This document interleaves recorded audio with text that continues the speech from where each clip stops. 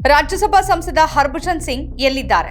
ಸಂಸತ್ತಿಗೆ ಭೇಟಿ ನೀಡೋದೇ ಅಪರೂಪವಾಗಿರುವ ಹರ್ಭಜನ್ ಪಕ್ಷಕ್ಕೂ ಹೊರೆಯಾಗಿದ್ದಾರೆ. ಪಂಜಾಬ್ ಸರ್ಕಾರದ ನಿಲುವನ್ನು ಟೀಕಿಸಿದ ಹರ್ಭಜನ್ ಪಕ್ಷದ ಪಾಲಿಗೆ ದುಬಾರಿಯಾಗಿದ್ದಾರೆ. ಎಎಪಿಗೂ ರಾಜಕೀಯಕ್ಕೂ ತನಗೂ ಸಂಬಂಧವೇ ಇಲ್ಲದ ಹಾಗೆ ವರ್ತಿಸುತ್ತಿರುವ ಹರ್ಭಜನ್ ಮೂಲಕ ಆ ಪಕ್ಷ ಒಂದು ಎಂಪಿ ಸ್ಥಾನ ನಷ್ಟ ಮಾಡಿಕೊಳ್ತಾ ಪಂಜಾಬ್ನಲ್ಲಿ ಮಾದಕ ವಸ್ತು ಹೋರಾಟಗಾರರ ವಿರುದ್ಧ ಭಗವಂತ ಮಾನ್ ಸರ್ಕಾರ ಕೈಗೊಂಡಿರುವ ಕಠಿಣ ಕ್ರಮದ ಬಗ್ಗೆ ಎಎಪಿ ರಾಜ್ಯಸಭಾ ಸಂಸದ ಹಾಗೂ ಮಾಜಿ ಕ್ರಿಕೆಟಿಗ ಹರ್ಭಜನ್ ಸಿಂಗ್ ನೀಡಿದ ಹೇಳಿಕೆಗಳು ವಿವಾದಕ್ಕೆ ಕಾರಣವಾಗಿವೆ. ಪಕ್ಷ ಮತ್ತು ಹರ್ಭಜನ್ ಸಿಂಗ್ ನಡುವೆ ಎಲ್ಲವೂ ಸರಿ ಇಲ್ಲ ಅನ್ನೋ ಊಹಾಪೋಹ ಜೋರಾಗಿದೆ. ಹರ್ಭಜನ್ ಸಿಂಗ್ ಮಾರ್ಚ್ 18 ಮಂಗಳವಾರದಂದು ಮಾದಕ ವಸ್ತುಗಳ ಮಾರಾಟಗಾರರ ಮನೆಗಳನ್ನು ಧ್ವಂಸ ಮಾಡುವ ಭಗವಂತ ಮಾನ್ ಸರ್ಕಾರದ ನಿಲುವನ್ನು ಟೀಕಿಸಿದ್ದಾರೆ. ಜಲಂಧರ್ನಲ್ಲಿ ಮಾಧ್ಯಮ ಪ್ರತಿನಿಧಿಗಳೊಂದಿಗೆ ಮಾತನಾಡಿದ ಹರ್ಭಜನ್, ಮಾದಕ ವಸ್ತು ಮಾರಾಟಗಾರರನ್ನ ಬಂಧಿಸೋದು ಸರಿ, ಆದರೆ ಅವರ ಮನೆಗಳನ್ನು ಧ್ವಂಸ ಮಾಡುವುದನ್ನು ನಾನು ಬೆಂಬಲಿಸೋದಿಲ್ಲ ಅಂತ ಹೇಳಿದ್ದಾರೆ. ಪಕ್ಷದ ಸರ್ಕಾರದ ನಿಲುವಿಗೆ ತದ್ವಿರುದ್ಧವಾದ ಈ ಹೇಳಿಕೆ ಎಎಪಿ ಮುಖಂಡರಲ್ಲಿ ಅಸಮಾಧಾನ ಉಂಟು ಮಾಡಿದೆ. ನಂತರ ಹರ್ಭಜನ್ ಸಿಂಗ್ ಬುಧವಾರ ಎಕ್ಸ್ನಲ್ಲಿ ತಮ್ಮ ನಿಲುವು ಬದಲಾಯಿಸಿ ಪಂಜಾಬ್ ಪೊಲೀಸರ ಕಾರ್ಯಾಚರಣೆ ಮತ್ತು ಸರ್ಕಾರದ ಕ್ರಮಕ್ಕೆ ಸಂಪೂರ್ಣ ಬೆಂಬಲವಿದೆ ಅಂತ ಹೇಳಿದ್ದಾರೆ. ಎಎಪಿ ನಾಯಕ ಸೋಮನಾಥ್ ಭಾರತಿ ಪಕ್ಷದ ಸದಸ್ಯರು ಪಕ್ಷದ ಶಿಸ್ತನ್ನು ಪಾಲಿಸಬೇಕು ಅನ್ನೋ ಸೂಚನೆ ನೀಡಿದ ಕೆಲವೇ ಗಂಟೆಗಳಲ್ಲಿ ಅವರು ತಮ್ಮ ಹೇಳಿಕೆಯನ್ನು ಬದಲಾಯಿಸಿದ್ರು. ಹರ್ಭಜನ್ ಸಿಂಗ್ ಹೇಳಿಕೆ ನೀಡುವಾಗ ಪಂಜಾಬ್ ಸರ್ಕಾರ ಕಳೆದ 3 ವಾರಗಳಿಂದ ಮಾದಕ ವಸ್ತುಗಳ ಮಾರಾಟಗಾರರ ಮನೆಗಳನ್ನ ಬುಲ್ಡೋಜರ್ ಮೂಲಕ ಧ್ವಂಸ ಮಾಡ್ತಿದೆ. ಆದರೆ ಹರ್ಭಜನ್ ಒಬ್ಬರ ಮನೆ ಒಡೆದು ಹಾಕೋದು ಯಾವ ರೀತಿಯಲ್ಲೂ ನ್ಯಾಯೋಚಿತವಲ್ಲ. ಒಂದು ಮನೆಯಲ್ಲಿ 6 ರಿಂದ 8 ಜನ ವಾಸ ಮಾಡ್ತಾರೆ. ಮನೆ ಧ್ವಂಸ ಮಾಡೋದಕ್ಕಿಂತ ಬೇರೆ ಮಾರ್ಗಗಳಿವೆ ಅಂತ ಅಭಿಪ್ರಾಯಪಟ್ಟಿದ್ರು. ಈ ಹೇಳಿಕೆ ವರದಿ ಆಗ್ತಾ ಇದ್ದಂತೆ ಹರ್ಭಜನ್ ಎಕ್ಸ್ನಲ್ಲಿ ಪಂಜಾಬ್ ಸರ್ಕಾರ ಮಾದಕ ವಸ್ತುಗಳ ವಿರುದ್ಧ ಗಂಭೀರವಾಗಿ ಕ್ರಮ ಕೈಗೊಂಡ ಮೊದಲ ಸರ್ಕಾರವಾಗಿದೆ.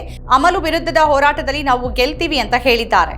ಪಂಜಾಬ್ನ ರಾಜಕೀಯ ಪಿಚ್ನಲ್ಲಿ ತಮ್ಮ ದೂಸರಾ ಮೂಲಕ ಎಎಪಿಗೆ ಹರ್ಭಜನ್ ಸಿಂಗ್ ತೊಂದರೆ ತರ್ತಿದ್ದಾರಾ ಅನ್ನೋ ಪ್ರಶ್ನೆಗಳು ಮತ್ತೆ ಹುಟ್ಟುಕೊಂಡಿವೆ. ಈ ಹಿಂದೆ ಜನವರಿ 2024ರಲ್ಲಿ ಯಾರು ಹೋದ್ರೂ ಹೋಗದೇ ಇದ್ರು ನಾನು ಅಯೋಧ್ಯೆಯ ರಾಮ ಮಂದಿರಕ್ಕೆ ಹೋಗ್ತೇನೆ ಅಂತ ಹೇಳಿದಾಗಲೂ ವಿವಾದ ಉಂಟಾಗಿತ್ತು.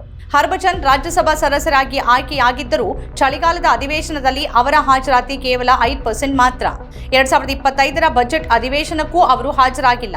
ಎಎಪಿ ಮೂಲಗಳ ಪ್ರಕಾರ ಪಕ್ಷದ ಕೆಲ ನಾಯಕರಿಗೆ ಹರ್ಭಜನ್ ರಾಜಕೀಯ ಕಾರ್ಯಚಟುವಟಿಕೆಗಳ ಬಗ್ಗೆ ಸಮಾಧಾನವಿಲ್ಲ.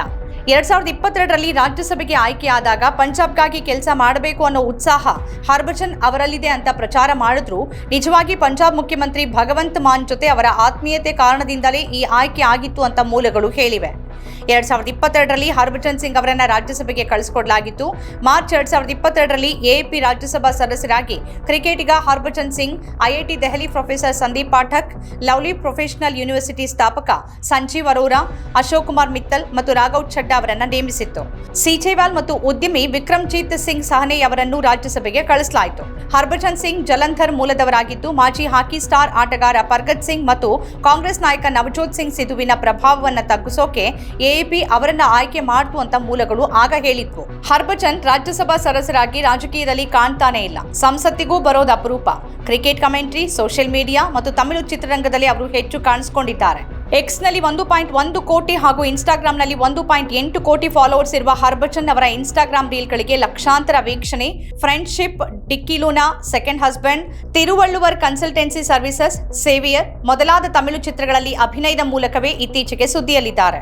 ಹರ್ಭಜನ್ ಅವರ ಪತ್ನಿ ಗೀತಾ ಬಸ್ರಾ ಪಂಜಾಬ್ನ ಪ್ರಮುಖ ನಟಿನೂ ಆಗಿದ್ದಾರೆ. 2024ರ ಮಾರ್ಚ್ನಲ್ಲಿ ಕೇಜ್ರಿವಾಲ್ ಅವರನ್ನ ಇಡಿ ಮತ್ತು ಸಿಬಿಐ ಬಂಧಿಸಿದಾಗ ಹರ್ಭಜನ್ ಯಾವುದೇ ಪ್ರತಿಕ್ರಿಯೆ ನೀಡಿರಲಿಲ್ಲ. 3 ತಿಂಗಳ ಬಳಿಕ ಜುಲೈ 26ರಂದು ಕೇಜ್ರಿವಾಲ್ ಪತ್ನಿ ಸುನೀತಾ ಕೇಜ್ರಿವಾಲ್ ಅವರನ್ನ ಭೇಟಿಯಾದ ಮೇಲೆ ನಮಗೆ ಅರವಿಂದ್ ಜಿಯ ಬಗ್ಗೆ ಸಂಪೂರ್ಣ ನಂಬಿಕೆ ಇದೆ ಅಂತ ಎಕ್ಸ್ನಲ್ಲಿ ಬರೆದಿದ್ರು. ಸೆಪ್ಟೆಂಬರ್ 2024ರಲ್ಲಿ ಕೇಜ್ರಿವಾಲ್ ಸುಪ್ರೀಂ ಕೋರ್ಟ್ನಲ್ಲಿ ಜಾಮೀನು ಪಡೆದಾಗ ಎಎಪಿ ಕಾರ್ಯಕರ್ತರಿಗೆ ಹೊಸ ಶಕ್ತಿ ಸಿಕ್ಕಿದೆ ಅಂತ ಹರ್ಭಜನ್ ಪ್ರತಿಕ್ರಿಯಿಸಿದ್ರು.